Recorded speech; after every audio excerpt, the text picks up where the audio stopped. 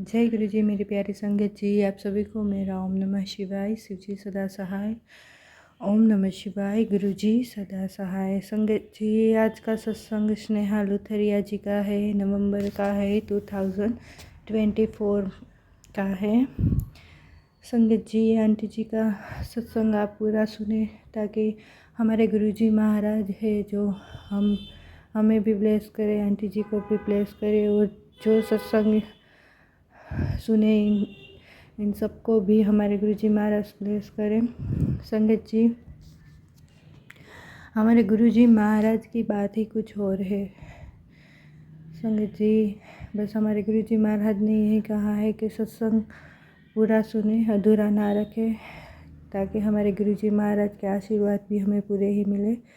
संगत जी, मैं सत्संग स्टार्ट करती हूँ। गुरुजी महाराज हम सबको आशीर्वाद दे और हमारा सत्संग उस संगत तक पहुँचाए जिसको इस सत्संग की ज़रूरत है।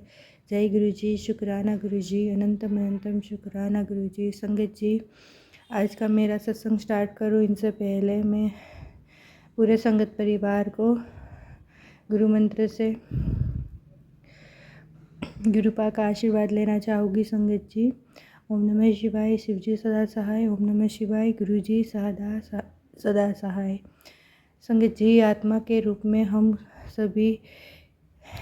सभी का गुरु जी के साथ एक दिव्य बंधन है, लेकिन यह मानवीय चेतना अप्रैल 2023 में गुरु जी से जुड़ी उस समय जब मेरे पति गंभीर रूप से बीमार थे। इससे पहले मेरी एक भक्त भाभी ने मुझे गुरु जी के बारे में बताया था और मैंने सोशल मीडिया पर इससे संबंधित पोस्ट देखी थी। दरअसल मैं लंबे समय से एक गुरु चाहती थी, लेकिन मुझे कोई नहीं मिल रहा था। इसके बजाय मैं ज्योतिष, वास्तु और विविध अनुष्ठानों में दृढ़ विश्वास रखती थी। मेरे पति को लिम्फेडेमा था, उनके पैर सूज गए थे और उनसे पानी रिश्ता था।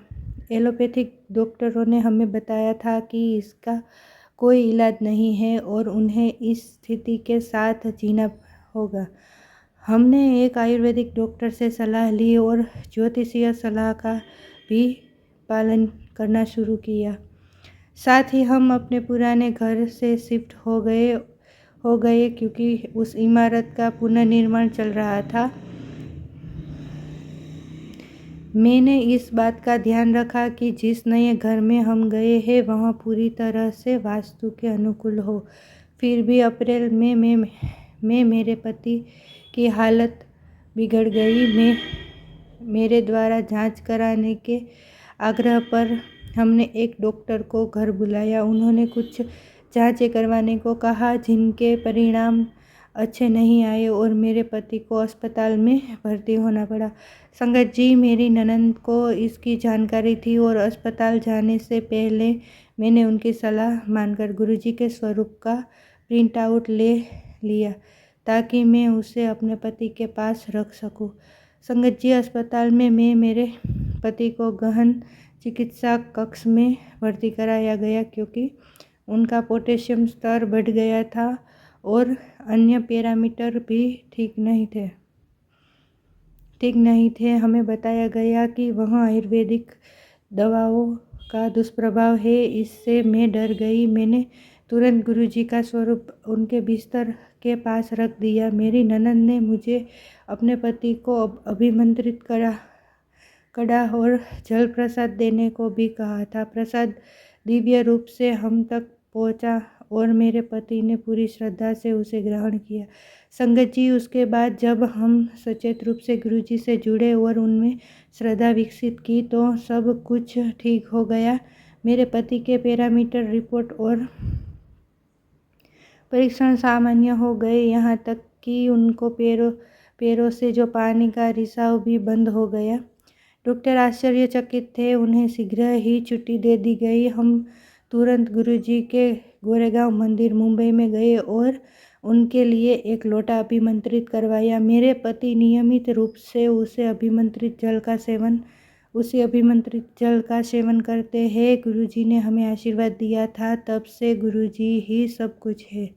अब ज्योतिष, वास्तु और निरर्थक कर्मकांडों से मेरा कोई वास्ता नहीं रहा। धीरे धीरे मैं संगत से भी जुड़ गई हूँ। मेरी बड़े मंदिर जाने की तीव्र इच्छा थी और अक्टूबर 2024 में मुझे बड़े मंदिर के दिव्य दर्शन का सौभाग्य प्राप्त हुआ। गुरु जी ने न केवल मुझे बड़े मंदिर के दर्शन का आशीर्वाद दिया, बल्कि मुझे एक खूबसूरत हिल स्टेशन पर लंबी छुट्टियों पर जाने का भी अवसर मिला। एक ऐसा अवकाश जिसका मैं लंबे समय से इंतजार कर रही थी। संगत जी, सच कहूँ तो मेरे मन में कई शंकाएं, किंतु परंतु और भय थे, लेकिन गुरुजी ने अपने तरक्की से मुझे अपनी शरण में ले लिया। अपने तरीके से मुझे अपने शरण में ले लिया। अब मेरा विश्वास मुझे बताता है कि वह हर दिन हर तरह से मेरे साथ है। गुरुजी का मंत्र जाप, उनका लंगर प्रसाद, जल प्रसाद और शब्द सब कुछ और हर किसी को ठीक कर सकते हैं। गुरुजी ने अपने चमत्कारी तरीके और दिव्य योजनाएं, ये हमें बस ईश्वर के प्रति समर्पण करना है। गुरुजी मेरे मन, वचन या कर्म से हुई किसी भी गलती के लिए मुझे क्षमा करे, सदैव हमारा मार्गदर्शन करे और हमें अपनी शरण में रखे। हर चीज़ के लिए धन्यवाद।